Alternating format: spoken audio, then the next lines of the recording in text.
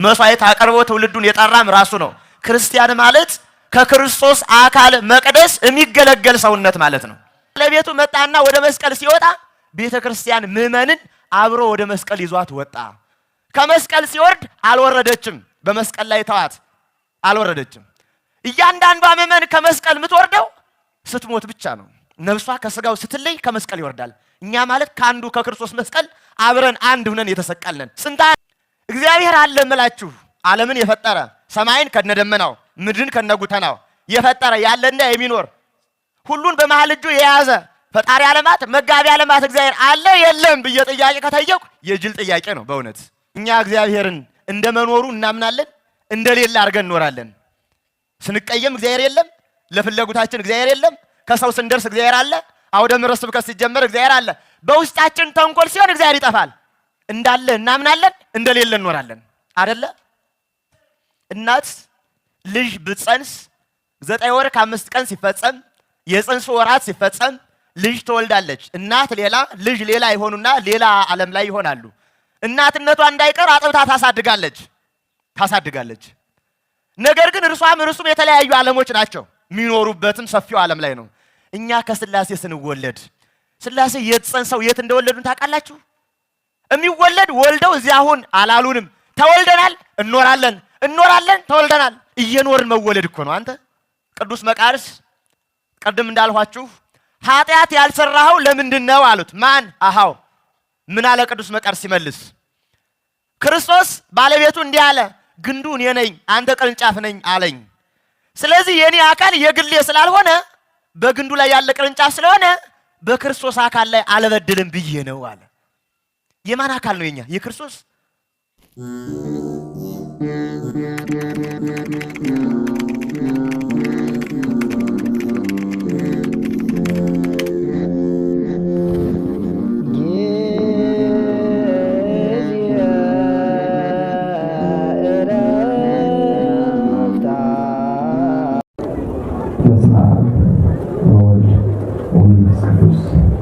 አሐዱ አምላክ አሜን። በአብ ስም አምነን አብን ወላዲ አሳዝ ብለን፣ በወልድ ስም አምነን ወልድን ተወላዲ ብለን፣ በመንፈስ ቅዱስ ስም አምነን መንፈስ ቅዱስን ሳዝ ብለን ምንም ላጠይቁት አካላት ሶስት ብንል በባሕሪ በሕልውና በፈቃድ አንድ አምላክ ብለን አምነን አንድነቱን ሶስትነቱ ሳይከፋፍለው ሶስትነቱን አንድነቱ ሳይተቀብለው በስም በአካል በግብር ሶስት ብንል በባሕሪ በሕልውና በፈቃድ አንድ አምላክ ብለን አምነን ረድኤተ እግዚአብሔርን አጋዥ ጥግ አድርገን ትምህርታችንን እንጀምራለን። አባቶቻችን ሊቃውንተ ቤተ ክርስቲያን፣ መምህራን በየማዕረጋችሁ፣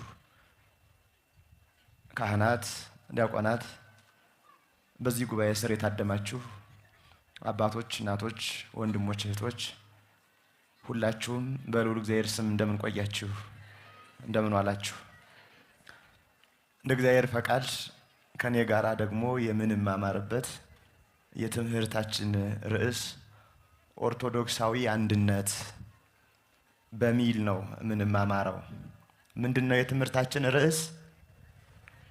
አይሰማኝም። ኦርቶዶክሳዊ አንድነት።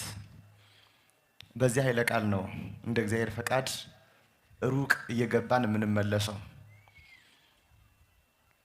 የትምህርታችን ዓላማ የተጠራንበትን የኦርቶዶክሳዊ አንድነት ምስጢር ሩቅ ያለውን ማየት እናም በዘመናችን ሊከፋፍሉን የሚሞክሩ አፋአዊ ጉዳዮችን ደግሞ በጥልቀት መመልከት ነው። ኦርቶዶክሳዊ አንድነት ስንል የምን አንድነት ነው ብለን እንደ ጥያቄ እናነሳለን። ኦርቶዶክሳዊ አንድነት የሚጀምረው ከእግዚአብሔር ሀልወትና ከሚኖረው እግዚአብሔር ከባሕሪ ግብሩ በመቀዳት ነው። በመቀዳት ኦርቶዶክሳዊ አንድነት የምንለው ረቂቃንና ግዙፋን አንድ የሆኑበት ዓለም እኛም ወደዚያ ህብረት የተጠራንበት ዓለም ነው። ስለዚህ እዚያ ውስጥ እየገባን ነው የምናየው። በመጀመሪያ በመጀመሪያ እግዚአብሔር መላእክት እንደፈጠረ ታውቃላችሁ። ሕያዋን ፍጥረታትን እንዲበዙ አልፈጠራቸውም፣ አብዝቶ ፈጥሯቸዋል። ሰው ደግሞ በዝቶ አልተፈጠረም፣ እንዲበዛ ተፈጥሯል። አብዝቶ የፈጠራቸው አንድ ውዳሴ አንድ ቅዳሴ ነው ያላቸው። ከነዚያ መካከል አንዱ ወጣ። በወጣው መካከል እንዲበዛ የተፈጠረው ሰው ገባ። ስለዚህም ብዙ ጊዜ እንደምናስታውሰው በጋብቻ ትምህርት ውስጥ እንዲህ እንላለን። ጋብቻ ማለት 3 ዓላማ አለው። አንደኛው ከዝሙት ለመራቅ ለመሸሽ፣ ሁለተኛው ለመረዳዳት፣ ሶስተኛው ለምንድነው? ዘር ለመተካት እንላለን። የምን ዘር? ከመቶ ነገድ አንድ ነገድ ስለጠፋ ለወጣው ለመቶኛው ነገድ ዘር መተካት ማለት ነው። እኛ ማለት ለወጣው ነገድ ለመቶኛው ነገድ ጉዞ ላይ ያለን እምንተካ ዘሮች ነን ለመቶኛው ነገድ። ምክንያቱም እረኛው የወረደ የጠፋውን በግ ሊፈልግ ነው። ከመቶዎቹ አንዱ እኛ ያ እረኛ የወረደልን ከጠፉት በጎች ብሎ የጠራን ነን ማለት ነው። ነን በዚያ ሂደት ውስጥ እያሰብን ነው የምንጓዘው። ታዲያ እንደምታስታውሱት ለ5500 ዘመን በምድራውያን ዘንድ ረድኤት እንጂ ልደት አልነበረችም። ረድኤት በመንፈሰ ረድኤት ይመራቸው ነበር እንጂ በመንፈሰ ልደት ይመራቸው አልነበረም። በብሉይ ኪዳን የነበሩ አባቶችም ነቢያት፣ ካህናት አፋዊ ከጊዜው ከመቅሰፍቱ ከአባሩ ከሸነፈሩ ያስምሩ ነበር። በእደ እግዚአብሔር ለመያዝ ያበቁ ነበር እንጂ ለማጽደቅና የእግዚአብሔር ማደሪያ ለማድረግ አልቻሉም ነበር። ባለቤቱ እስኪመጣ ድረስ ኋላ ርሱ ከመጣ በኋላ ወደ ትልቁ ልልና ወሰደን። የት ወሰደን የሚለውን ያለንበትን የህብረቱ ርቀት እያየን በምስጢር እየገባን ነው የምናወራው። መጀመሪያ በብሉይ ኪዳን የነበሩ ሊቃነ ካህናት 24 ናቸው። 24ቱ ሊቃነ ካህናት ሳያመያን ናቸው። ተሹመው ይሾማሉ፣ መስዋዕቱን ያቀርባሉ፣ እርቅ ይፈጽማሉ፣ እጃቸውን በመስዋዕቱ ላይ ይጭናሉ፣ ደም ይረጫሉ፣ ስብ ያፈሳሉ፣ ያጤሳሉ፣ ደም ያፈሳሉ። እንዲህ እያደረጉ በኦሪቱ አፋዊ እርቅን ያከናውኑ ነበረ። 24ቱ ሊቃነ ካህናት የሰማያውያን አምሳል ሲሆኑ የሱራፌል አምሳል ናቸው። ሱራፌል አጠንተ መንበሩን የሚያጥኑ 24 ናቸው። መንበሩን የሚያጥኑ 24ቱ ሊቃነ መላእክት መንበሩን የሚያጥኑ ናቸው እንዳል፣ በምድር ደግሞ 24ቱ ሊቃነ ካህናት በአፋ በውስጥ ያይደለ በአፋ ያለውን በሥርዓተ ኦሪት የሚያከናውኑ ናቸው። ማጠን ከመንበሩ ዙሪያ መመላለስ ነው። ስራቸው ማጠን ነበረ። መላእክትም አጣኞች አሉ። በምድርም ደግሞ ሊቃነ ካህናት የሚያገለግሉ ካህናት አሉ። ቁጥራቸውም 24 ነው። እነዚያም ሐዲስ ኪዳን ግን ከዚህ ከፍ ይላል። ምን አይነት ከፍታ! የሐዲስ ኪዳን ሊቃነ ካህናት 4 ናቸው። ማን? 4 ወንጌላውያን። ሌሎች አሉ አይደለ? በዚህ ይካተታሉ። መሰረት 4ቱ ሊቃነ ጳጳሳት፣ 4ቱ ወንጌላውያን እየተባሉ ይጠራሉ። 4ቱ ወንጌላውያን የምን ምሳሌ ናቸው? የ4ቱ ኪሩቤል ስራቸው ምንድነው? መንበር መሸከም። ከማጠን መሸከም ይበልጣል። ሐዲስ ኪዳን የክርስቶስን ዙፋን የመሸከም ህይወት ናት። ዙፋን። ስለዚህ የሚያጥኑት አፋ ናቸው። የሚያጥኑት ውደት ነው። የሚሸከሙት ግን ተሸካሚ ናቸው። ስንት መንበር? አንድ መንበር። ያ መንበር ምንድነው? እነዚያ ተሸካሚዎች እነማን ናቸው? 4ቱ ኪሩቤል የ4ቱ ባህሪያችን ምሳሌ ናቸው። መንበር የእግዚአብሔር ምሳሌ ነው ወይም ምስጢር ነው። መሸከም እግዚአብሔርን የመዋሃድ ዓለም ነው። ኦርቶዶክሳዊ አንድነት ማለት እዚህ ቅድስና ውስጥ እዚህ የመላእክት ዓለም ውስጥ ገብቶ የሚነገር ዓለም ነው። በኦሪት ዘፍጥረት ምዕራፍ 32 ቁጥር 2 ጀምሮ ያዕቆብ ሁለቱ የእግዚአብሔር ሰራዊት ይላል። መላእክትና ሰው አገናኝቶ ባስረዳበት አንቀጽ ወደዚያ ርህቀት ውስጥ ገብተን ስናይ ከመራቅ ወደ መቅረብ፣ ከአፋ ወደ ውስጥ፣ ከማጠን ወደ መሸከም የመጡ ሐዲስ ኪዳን ኪሩባውያን ናቸው። ኪሩቤል የተሸከሙት መንበር እግዚአብሔር በዘፈቀደ የሚገለጽበት መንበር ነው። የሐዲስ ኪዳን ኪሩቤል ክርስቲያኖች የሚሸከሙት መንበር ግን በዘፈቀደ የሚገለጽ ሳይሆን ራሱ የክርስቶስ ሥጋና ደም ነው። ወደዚያ የራቀ ነው። እንደነዚያ የሚገለጥ መገለጫ አይደለም። ይሄኛው መንበር ግን የሚዋሃድም የሚሸከም መንበር ነው። ስንት መንበር ተሸክመናል? አንድ። ስንቱን ለመዋሃድ ተጠርተናል? አንዱን። ያም መንበር ሥጋ መለኮት ደመ መለኮት እሱን እኛ ዙፋን ሁነን ተሸክመን ብቻ አይደለም ውሁዳን ሁነን በጸጋ እንድንዋሃደው የጠራን መንገድ ኦርቶዶክሳዊ ምንጭ መቀጃው ነው። እንዲያ እየራቀ ይሄዳል። የሐዲስ ኪዳን መቀጃችን ምሳሌያችንን ወደ ውስጥ እንገባ። ቅዱስ ጳውሎስ በዕብራውያን ክታቡ መልእክቱ ምዕራፍ 8 ቁጥር 1 ላይ እንዲህ ይላል፣ ለምትሻለው ድንኳን ክርስቶስ አገልጋይ ሆነ ይላል።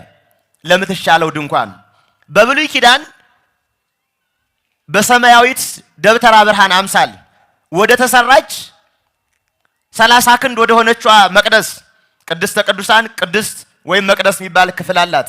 20 ክንድ መቅደስ ነው። 10 ክንድ ቅድስተ ቅዱሳን ነው። መጠኗ 30 ነው አጠቃላይ። ወርዷም ደግሞ 10 ነው።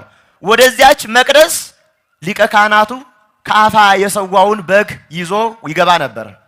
ከአፋ የሰዋውን ያንን ይዞ ደሙን ይረጭ መስዋዕቱን ያሳርግ ነበር።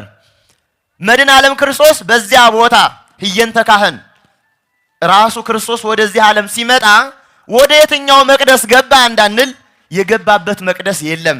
ታዲያ ምን ሆነ? ወደ መቅደሰ ርሱ ነው የገባ። መስዋዕቱም ራሱ ነው፣ መቅደሱም ራሱ ነው፣ ክህነቱን የፈጸመው ራሱ ነው፣ መስዋዕት አቅርቦ ትውልዱን የጠራም ራሱ ነው። ክርስቲያን ማለት ከክርስቶስ አካል መቅደስ የሚገለገል ሰውነት ማለት ነው። የሚገለገል ሰውነት ክርስቲያን ማለት። ስለዚህ አንዱ አካል መቅደሱ ነው። አንዱ አካል ያም አካል ክርስቶስ ነው። ይህንን በጣም ቀለል ባለ ምሳሌ ዕለት ዕለት በምንኖረው ቅድም መምህራችንም ጥላችኋል ብለው ባሳሰቡን አንቀጽ ምሳሌ ላስታውስ። እኛ ሀገር ላይ በሀገራችን ሕግና ስርዓት ወንድ ለአቅመ አዳም ሴት ለአቅመ ሔዋን ሲደርሱ ወደዚህ ዓለም ስርዓት ወደ ጋብቻ ይመጣሉ። ዝም ብሎ አይመጡም። እናት አባት ያያሉ መድረሳቸውን። ልጃችን አካለ መጠን ደረሰ ምን እናደርግ ብለው ያስባሉ። ስለዚህ ይመርጣሉ። የገሊት ልጅ ብትሆንስ እንዲህ የሆነች ስነ ምግባሯ እንዲህ ሆነ ብለው ይመርጣሉ።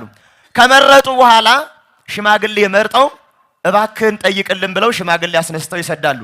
ሽማግሌ ከመሄዱ አስቀድሞ ለዚያ ቤተሰብ ኢንፎርሜሽን ይደርሳል ወይም መረጃ ይደርሳቸዋል። ታዲያ ጠያቂው ይሄድና ወደዚያ ቤት ከውጭ ቆሞ ጉዳይ አለን ይላል። ግባ ከቤት ይባላል። አይ ጉዳይ አለን ይላል። እና ግባ እንጂ ይባላል። አይ ጉዳይ አለን ይላል። 3 ጊዜ ይጠየቃል፣ እምቢ ይላል። እንግዶች መጥተዋል ተብሎ ባለቤት ወጥቶ ያነጋግራል። ልጆን ለልጄ ይላል። አይ አይሆንም፣ በዚህ ጉዳይ አይሆንም ይላል። አይ እኛማ ሰው አላጣን እሺ በሉን እንጂ ይባላል። ለመሆኑ ማን ነው ይባላል። እገሌ ቢወልድ እገሌ፣ እገሌ ቢወልድ እገሌ ብሎ ይዘረዘርና 7 ትውልድ ከተናገሩ በኋላ እሺ ይባላል። ይሄ በጣም ሩቅ ነው። የሙሽራው እናት አባት የአብና የመንፈስ ቅዱስ ምሳሌ ናቸው። የሚታጭለት የወልድ ምሳሌ ነው። አጭታው የቅዱስ ገብርኤል ምሳሌ ነው። ማጨት የብስራት ምሳሌ ነው። ታጭታ የድንግል ማርያም ምሳሌ ነው። ፍለጋ አስተንፈሰ ዋጼ ነው። ሻመረመረ እንዳንቺ ያለ አላገኘ የሚል የለ የዚያ ምሳሌ ነው። 3 ጊዜ ጉዳይ ያለን ማለት ቅዱስ ገብርኤል እመቤታችን ምን አላት? ቃል ሥጋ ሆነ አላት። ቃል ሥጋ ሆነ እያለ ያበሰረበት ነው። ምሳሌ ነው።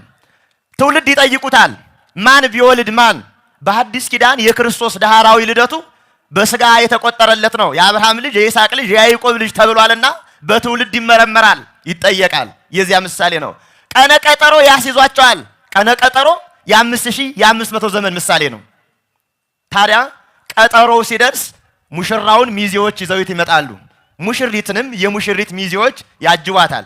በሥርዓቱ ሕግ መሰረት አንዲት ሙሽራ ለብሳ ተከናንባ አይኗ ብቻ እንድትታይ እንዳትራቆት ሆና ነው የምትገኘው። ለምን? የእመቤታችን ምሳሌ ናትና። ጸጋን የተመላሽ ሆይ ደስ ይበልሽ ያለው ምሳሌ እንዳይቀር የተመላች እንጂ የተራቆተች አይደለችማ። ይሄ ምሳሌ ይሆንና ሰርግ ሲደረግ የሙሽሪት እናት አባት ቤታቸው ውስጥ ሚዜና ሙሽራ አያስገቡም፣ ነውር ነው። ከቤታቸው ወጣ አድርገው ጫጉላ ለይተው ያቆያሉ። ነስንሰው ጨፌውን አድርገው ዛኒ ጋባ ነገር ቅጠል ጣል አድርገው ጫጉላ ያዘጋጃሉ። ለምን? እግዚአብሔር ቃል ወደዚህ ዓለም መጥቶ ከድንግል ተጸንሶ ልወለድ ባለ ጊዜ ከቤት አልተወለደም። በቤተልሔም በግርግም ዮሴፍ በሰራት ዛኒ ጋባ ላይ ስለተወለደ ያ ምሳሌ እንዳይቀር ነው። ተራ ሰርግ አይደለማ፣ ሰማያዊም ምድራዊም ነው። በኋላ የሙሽሪትና የሙሽራው ሚዜዎች ከጫጉላው ቤት ማን ትባላለህ አንቺስ አንተስ አይባባሉም። አንድ ላይ ይሆኑና ሙሽራችን እያሉ ይዘምራሉ። የሙሽራው ቤተሰቦች የመላእክት የሙሽሪት ቤተሰቦች የሎሎት ምሳሌ ናቸው። አንዷ ጫጉላ የቤተልሔም ምሳሌ ናት። አንድ ዘፈን ስብሐት ለእግዚአብሔር ያለው ምሳሌ ነው። ይሄንን ምሳሌ እየዘመሩ በነጋው እናት አባት ቁጭ ብለው ሚዜዎች ተሰብስበው ለሙሽራው ስም እናውጣለት ይባላል። እናት ትመጣና ምን ትለዋለች? የምትፈልገውን ስም ታዋጣለታለች። ተስፋዬ ብያለሁ፣ መኩሪያዬ ብያለሁ ልትለው ትችላለች።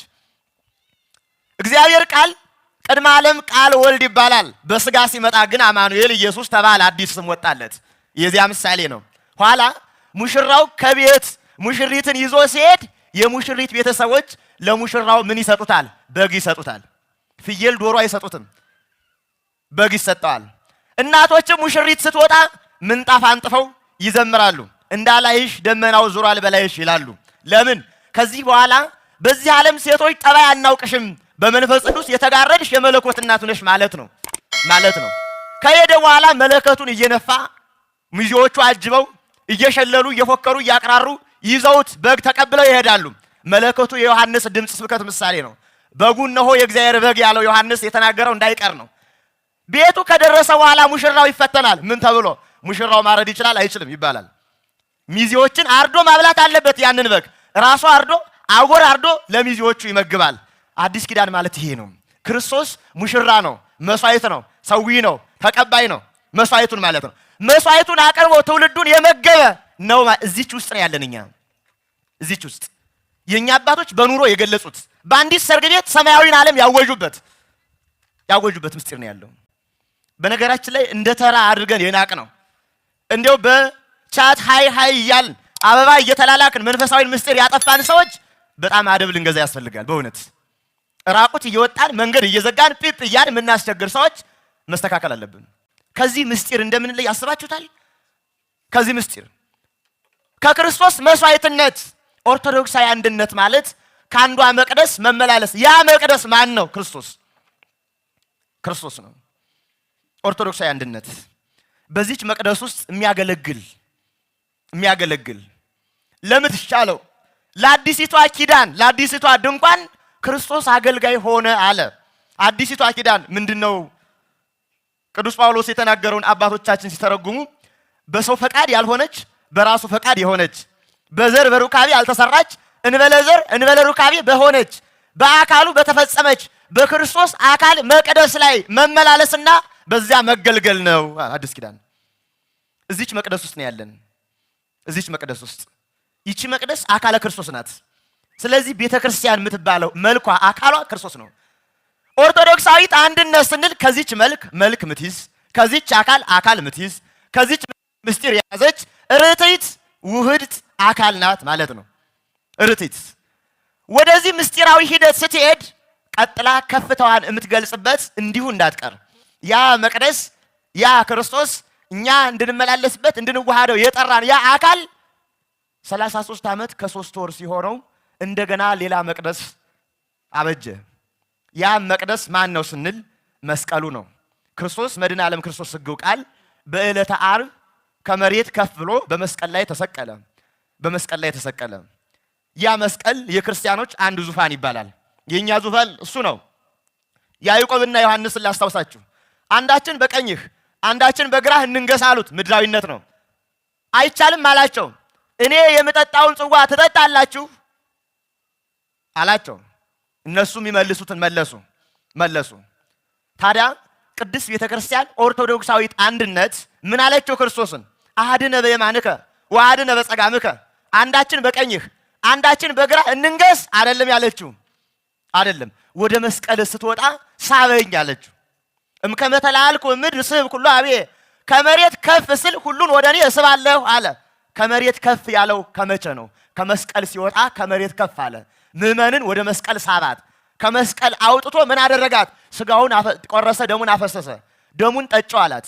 ውሃውንም ተጠቀመቂበት አላት። ነገር ግን መስቀል ላይ ያለሽ ነሽ አላት። እኛ ማለት ከክርስቶስ መስቀል የተሰቀል ከመስቀሉ ያልወረድ እዚያ እየተቀበል እየተጣል እየተጠመቅን ያለን አካለ ክርስቶስን ምንዋድ መስቀለኞች ነን። እዚህ ውስጥ ያለ ሰው አንድ አካል ነው። እዚህ ውስጥ ያለ ሰው በጣም ራቁ እንራቅ። አሁን ዛሬ ካህኑ ሲያጠምቅ አዲስ ልጅነትን ሲያሰጥ ምን እያረገን ነው? ምን እያረገን ነው? ታስታውሳላችሁ? አንድ ሕፃንን ይዞ ስርዓቱን አድርሶ በአብ በወልድ በመንፈስ ቅዱስ ስም አጠምቃለሁ ሲል ምን እያረገን ነው? በእጆቹ ሕፃኑን ይዞ ከተሰቀለው ክርስቶስ ጎን ከሚፈሰው ውሃ እያስመታን እኮ ነው። እዚያ እያጠመቀን ነው። ዛሬ ለመቀበል ስንሄድ ምን እያረግን ነው? ክርስቶስ ጎኑን ሲወጋው ደም ሲፈሰው አፋችንን ከፍተን ከዚያ መስቀል እንደምንቀበል ታስታውሳላችሁ? ከዚያ መስቀል አልተቋረጠም። ያ ጅረት ባህር ነው። ከዚህ ባህር ውስጥ ጠልቆ መውጣት በዚህ ውስጥ መዋሃድ ነው። እኛ የተጠራ ነው እዚች መስቀል ውስጥ ነው ያለችው። እንዲያውም አንድ መተርጉም ሲተረጉም አርየኒ ገጸከ ወአስማዕኒ ቃለከ ፊትህን አሳየኝ ድምፅን አሰማኝ የሚለውን የመሐሌን ትርጉም ሲተረጉም ምን አለ? ቤተ ክርስቲያን በተስፋ እንዲህ እያለች ተለምነው ነበር። ባለቤቱ መጣና ወደ መስቀል ሲወጣ ቤተ ክርስቲያን ምዕመንን አብሮ ወደ መስቀል ይዟት ወጣ። ከመስቀል ሲወርድ አልወረደችም። በመስቀል ላይ ተዋት፣ አልወረደችም። እያንዳንዷ ምዕመን ከመስቀል የምትወርደው ስትሞት ብቻ ነው። ነፍሷ ከስጋው ስትለይ ከመስቀል ይወርዳል። እኛ ማለት ከአንዱ ከክርስቶስ መስቀል አብረን አንድ ሆነን የተሰቀልነን። ስንት አንድ? አንድ። ምን አይነት አንድ? አንድ ብዙ የሆነ አንድ። የነፋስ መንፈስ፣ የውሃ መብሰስ፣ የብርሃን መመላለስ የማይገደው አንድ። መስቀሉ ዙፋኗ አንድ ይሆነች። እዚች ዙፋን ያለ ሰው ምን ያስባል? ምን ያስባል? ከአንዱ አካል መዋሃድ መቀበልን ያስባል። በአንዱ መስቀል ዙፋን ላይ እንዳለ ያስባል። መከራ መቀበልንም ያስባል። ወደፊቱ ሞቀ መቃብርና ትንሣኤ እንደሚጠብቀውም ያስባል። ትዕግስትንም ይላበሳል። አይታችሁታል? እዚች መስቀል ድንኳን እዚች መስቀል መቅደስ ላይ ያለው ክርስቶስ ምን አለ? በኦርቶዶክሳዊ ሕይወት በአንዲት ክርስትና አይን ስናየው ምን አለ? አንዱ መጣ በጥፊ መታው፣ ዝም አለ። አንዱ መጣ መራቅ ተፋበት፣ ዝም አለ። አንዱ መጣ አሽሟጠጠው፣ ዝም አለ። አንዱ መጣ ሰደበው፣ ዝም አለ። አንዱ መጣ ገረፈው፣ ዝም አለ። አንዱ መጣ መራራ ሐሞት አጠጣው፣ ዝም አለ። አንዱ መጣ ጎኑን ወጋው፣ ዝም አለ። አንዱ መጣ በቅንዋት ተነከረው፣ ዝም አለ። እንዲህ ዝም ያለባት ማን ናት? እች የክርስቲያኖች ድምፅ እንዲህ ናት። ዝም ያለች በሕይወቷ ራሷ ለራሷ ምዕመን ለምዕመን አካል ለአካል ክርስቶስ ለምዕመን ምዕመን ለክርስቶስ እንዲች ያለች ርግት ያለች ሕይወት ናት። አንዲት ኦርቶዶክስ አይነት እዚህ ውስጥ ነው ያለችው። እዚህ ውስጥ የምትቀዳው ሕይወቷ ሁሉ በዚህ መስመር ነው። እዚህ ውስጥ እንይ። ታዲያ እዚህ ውስጥ ስናይ ደግሞ አንዲት መስቀል ላይ የተሰቀልን ነን ብለን ስናስብ እሱ ብቻማ አይደለንም። ጥያቄ ልጠይቃችሁ። እግዚአብሔር አለ የለም? አልተሰማኝም። እግዚአብሔር አለ የለም? የለም። አለ? እርግጠኛ ናችሁ? የለም። እኔ የለም። ከምር ነው ማወራችሁ። ወደ ምስጢሬ እንድንሳብ ተከተሉኝ።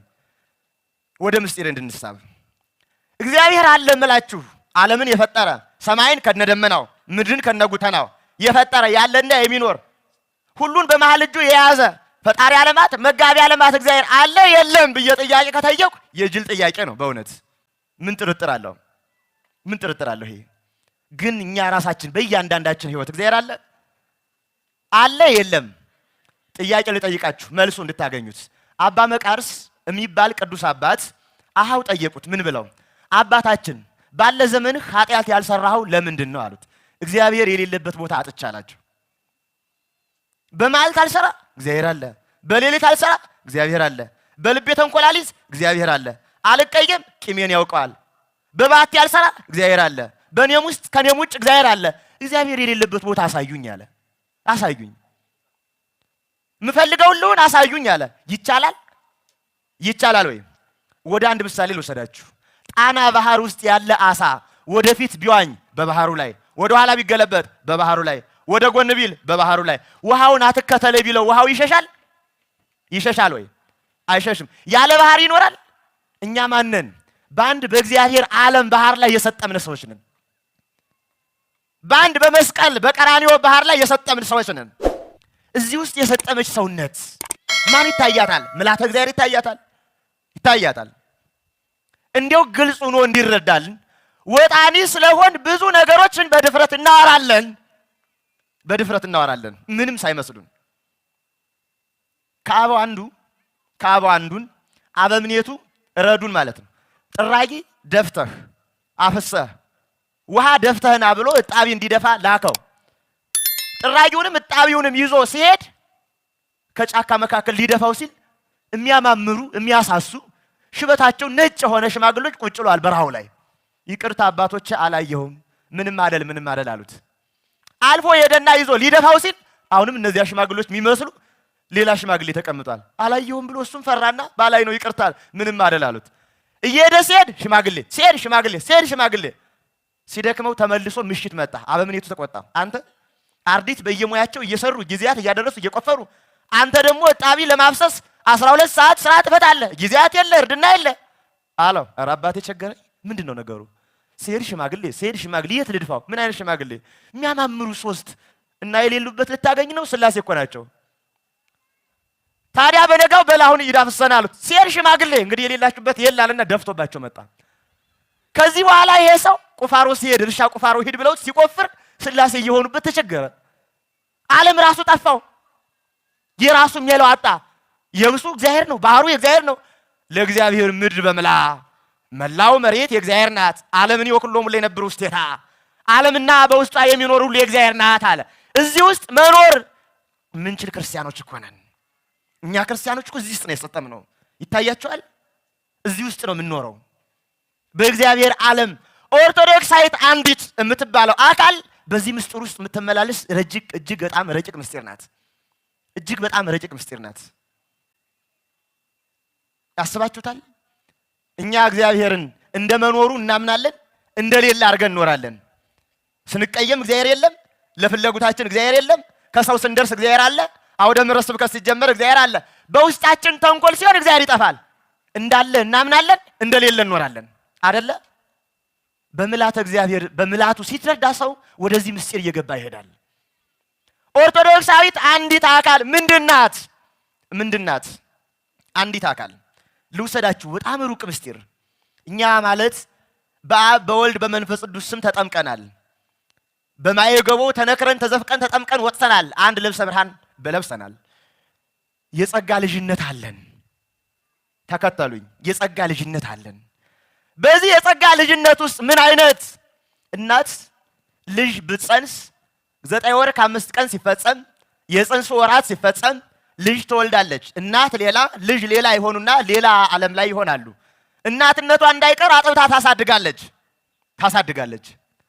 ነገር ግን እርሱም የተለያዩ ዓለሞች ናቸው። የሚኖሩበትም ሰፊው ዓለም ላይ ነው። እኛ ከስላሴ ስንወለድ ስላሴ የት ጸንሰው የት እንደወለዱን ታውቃላችሁ? የሚወለድ ወልደው እዚያ አሁን አላሉንም። ተወልደናል፣ እንኖራለን፣ ተወልደናል። እየኖርን መወለድ እኮ ነው። አንተ እየኖርን አዎ፣ በዓለምነታቸው ሳንለይ መኖር፣ እየኖርን ደግሞ ልዩ አካላት ነን።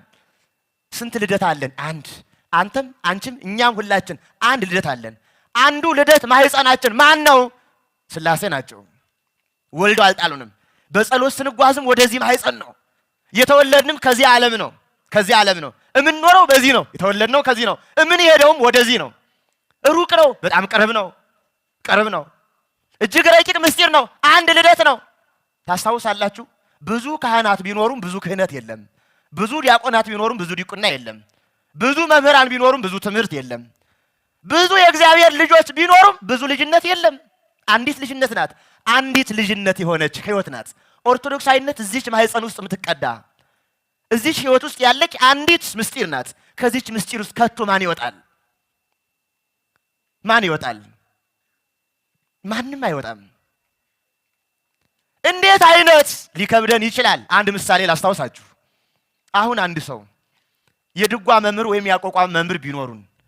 የድጓው መምህር 100 ተማሪዎችን ቢያስተምሩ 100ዎቹ ተማሪዎች ድጓውን እንደ መምህሩ ቢያውቁት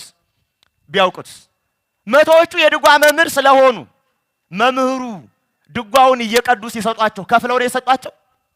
ከፍለውታል እንዴ? ካይምሯቸው የኔ ይበቃኛል እቺን ከፍዬ ልስጥ ብለዋል ለደቀ መዝሙሩ? ሳይጎልበት መስጠት አይደለ? እሺ ድጓው ስንት ነው? መምህራኑ ስንት ናቸው? ስንት መምህር ነው ያስተማሩት? 100 ሊሆኑ ይችላሉ ከዚያ በላይ። ድጓው ግን ስንት ነው? የእግዚአብሔር ቤተሰቦች ስንት ናቸው? ብዙ። የሚወለዱባት ስንት ናት? አንድ።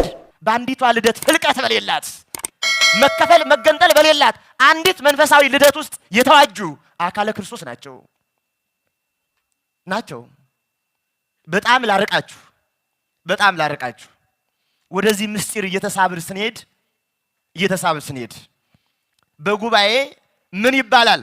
የእግዚአብሔር ቤተሰቦች ወንድሞችና እህቶች እያል እናወራለን። የክርስቲያን አካል ወንድምና እህት መሆን ይችላል? ድምጻቸው አይሰማም። አንድ የክርስቲያን ሕይወት አካል ወንድሜ እህቴ ማለት ይችላል? አይችልም። ስንት አካል ነው ክርስቲያን? አንዱ አካል ወንድም ይሆናል፣ አንዱ አካል እህት ይሆናል። ይሄ እኮ በጣም ለወጣንያን አፋ ለሆኑ ሰዎች የሚነገር ነው። በወንጌል ቃል እንየው። መድኃኔ ዓለም ክርስቶስ ስግው ቃል ምን አለ? የወይን ግንድ እኔ ነኝ እናንተ ቅርንጫፍ ናችሁ ካለ ከአንዱ የወይን ግንድ ላይ የበቀልን የተቀጠልን በጸጋ የተሰጠን ቅርንጫፎች ከሆን ግንዳችን አንዱ ከሆነ በአንዱ አካል ላይ ያለንንና ብዙ ቅርንጫፎች ቢኖሩ ስንት ግንድ አላቸው? አንድ ግንድ አላቸው። አንዱ ግንድ ካላቸው በአንዱ ግንድ ሕዋሳት ከሆኑ እንዴት ሊለያዩ ይችላሉ? አሁን እርሰው እጁን ወንድሜ የተከበረው ቢል እጁን ይቻላል? አሁን እግሩን የኔ እግር የተከበረው እግሬ ወንድሜ እህቴ ቢል ይቻላል? ሕዋሳት ማለት ከአንዱ አካል ላይ ያለ ቅርንጫፍ ነው። ታዲያ እንዲህ አይነት ኦርቶዶክሳዊ ያልሆኑ በእህት በወንድም ላይ ያሉ ጥላቻዎች ማንን እየጠላን ነው? ራሳችንን። በጣም ልውሰዳችሁ ሩቅ። ብሉይ ኪዳን የሚባለው በሚሰዋው አፋዊ መስዋዕት በሚቀርበው በዚያ በሚሳተፉ ሕይወት ላይ ባለው የእግዚአብሔር ስምምነት ነው። ሐዲስ ኪዳን እንደዚያ ኪዳን አይደለም። የሐዲስ ኪዳን ይላል ቅዱስ ጳውሎስ ሲነገረን በዕብራውያን መልእክቱ ምዕራፍ 8 ላይ በልቡናቸው ሕጉን እጽፈዋለሁ ይላል። በምናቸው እጽፈዋለሁ? በልቡናቸው። በልቡናችን የትኛው ሕግ? የአዲስ ኪዳን ሕግ ማለት የክርስቶስ ሥጋ ነው። በልቡናቸው ሕጉን እጽፈዋለሁ ማለት እያንዳንዱ ወደዚህ ኪዳን ሲመጣ ወደዚች አንዲት ሕይወት ሲመጣ የክርስቶስን ሥጋና ደም በመቀበል በመዋሃድ ሕጉ ክርስቶስን በመቀበል በልቡ መጻፍ ስለሆነ የአዲስ ኪዳን የተጻፈ ሕግ ይባላል። በልብ አንድ ሕግ እኮ ነው የጻፍነው። በልባችን አንድ ሕግ ነው የጻፍነው። አንዱን ሕግ ነው የተዋሃድነው። ይሄ ሕግ ያለው ክርስቲያን ስንት ነው ክርስቲያኖች? አንድ ነው። ቅዱስ መቃርስ ቀደም እንዳልኋችሁ ኃጢአት ያልሰራኸው ለምንድን ነው አሉት። ማን? አሃው ምን አለ ቅዱስ መቃርስ ሲመልስ? ክርስቶስ ባለቤቱ እንዲህ አለ፣ ግንዱ እኔ ነኝ አንተ ቅርንጫፍ ነኝ አለኝ።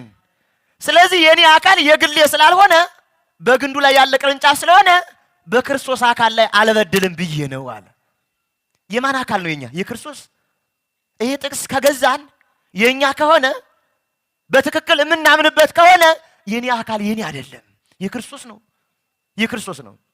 እንዲያውም እንዲህ ይላል ቅዱስ መቃርስ ሲናገር ይሄን ቃል ሌላ ሳሉት እንዲህ አለ፣ የክርስቶስ አካል ቢሆንም አካሌ የተባበርሁባት ቤተክርስቲያን ደግሞ የመላእክት የነቢያት የጻድቃን የሰማዕታት የፍጹማን ህብረት ስለሆነች በዚያች ማህበር ውስጥ አንድ ሁኜ ለመቆጠር የማይስማማኝን ነገር ተውሁት አለ። ለማህበሩ የማይሆነውን ተውሁት። አንዲት ኦርቶዶክሳዊነት ልበሉ። ነቋ ምንጯ ባለቤቱ የሆነ የምትቀዳው ከርሱ የሆነች